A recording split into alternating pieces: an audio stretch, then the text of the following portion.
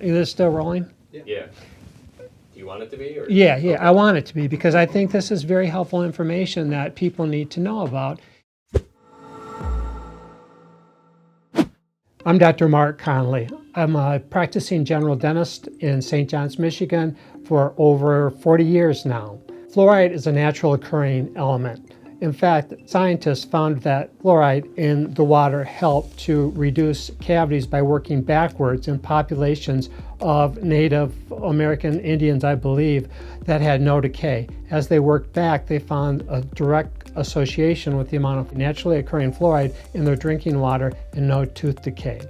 Where is fluoride found naturally? It's naturally occurring in the water. Some areas of the country, for example, out in Colorado and other areas of the world, have extremely high levels of fluoride, which prevents dental decay, but the big risk with high levels of fluoride is that it discolors teeth, a term we call dental fluorosis. In dentistry, we commonly use fluoride for preventing and treating decay. In the dental office, we have filling materials that contain fluoride and get recharged with fluoride. We find that the fluoride helps to prevent decay from happening again around the tooth, especially in really sensitive areas or really difficult areas to clean. And as an adult gets older and we have gum recession, the root surfaces of our teeth are less resistant towards decay, and that is an extreme example of where we use fluoride to help strengthen that and prevent cavities on the root surfaces, which are painful and very difficult to repair. Are there any other uses of fluoride?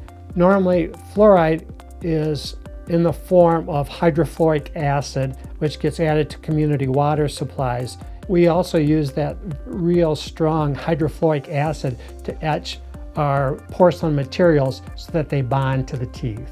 Fluoride has been very controversial lately because some people feel that there's a correlation between fluoride and IQ changes or an autism. And that was really brought about with a study by the National Toxicology Program in 2024, where they didn't find out anything conclusive about that. But the same people that seem to be very concerned about the fluoride in the water are also very concerned about vaccines.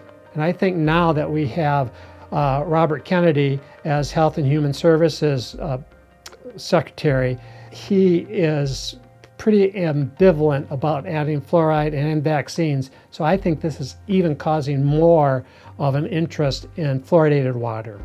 What age group benefits mostly from fluoride? Well, we have to distinguish between fluoride in the water versus topical fluoride. Now, fluoride in the water or fluoride that's taken as a supplement is most beneficial for that age group from 6 months to all the way to age 16 is what the American Academy of Pediatric Dentists recommend. I would say you wouldn't even need it to 16 because by that time what's forming is the wisdom teeth, which are generally removed anyway. When it comes to topical fluoride, I think everybody can benefit from doing that. When I say topical fluoride, I mean the rinses that you can buy at the stores or the fluoride varnish that we paint on people's teeth to help make them more resistant from decay. Currently, the acceptable standard of water is 0.7 parts per million per liter of water. That is what we shoot for. Anything greater than that, well, it is not recommended that the community supplement the water supply. When it gets to 1.5 parts per million, that's way too much fluoride, and that's when we start to see the problems with fluorosis or the discoloration of teeth. Are there any known risks to fluoride? That's controversial also. They're trying to rule out an association of fluoride with IQ and with autism. And then also some people, the older people, complain that it may be affecting their bones and causing pain. But I don't think any of that has been conclusive. What's a better option of putting fluoride in our water? I think is to take an individual approach, even though it has been shown that fluoridated water reduces decay by 25% over the course of a person's lifetime. But less than 10% of the fluoridated water is actually consumed by humans drinking it. The rest is used for agriculture, for manufacturing, etc. A better option is for the main source of drinking water for the child to be tested to see what the fluoride level is. And there's charts provided by the American Academy of Pediatric Dentistry, ADA, that show when you need to supplement and what level of supplementation needs to be done. As far as my view, I think it's very helpful to get that test done, decide on what amount of fluoride needs to be given to the child, and then just have that little bottle of fluoride right next to the toothbrush and toothpaste, so when they brush their teeth at night, they take the supplement. So really we're focusing in on the individual instead of giving a shotgun approach to try and medicate everybody. Is there really a recommended dose of fluoride, and does that change with age? It's a difficult question. It just depends on how much is in the water. Like I said, if you're consuming water that has 0.7 parts per million in a liter of water, that's considered proper. But to say that, well, you need 25 milligrams once a day or 50 milligrams, I don't believe there's really a standard for doing something like that. And then once someone is past the age of 12, I think the need to take a supplemental fluoride is unnecessary.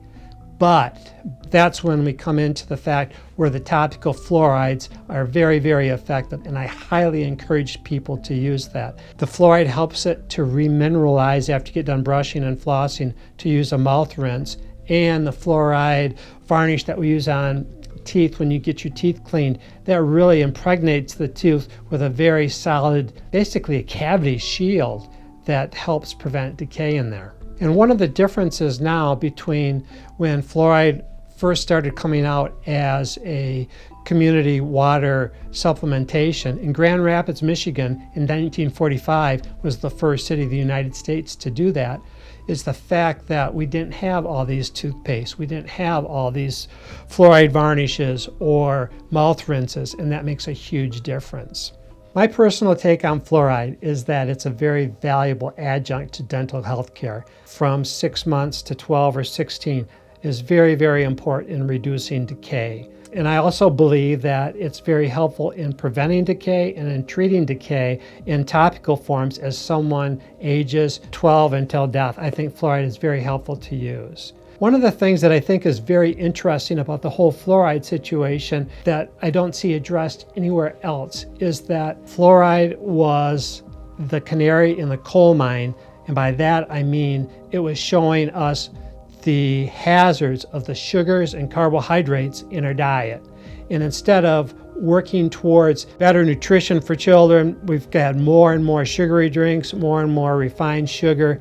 That causes more dental decay, and then in adults continues on as high morbidity and mortality rates with obesity, high blood pressure, cardiovascular diseases. So I think we really missed a big clue in public health when it comes to that.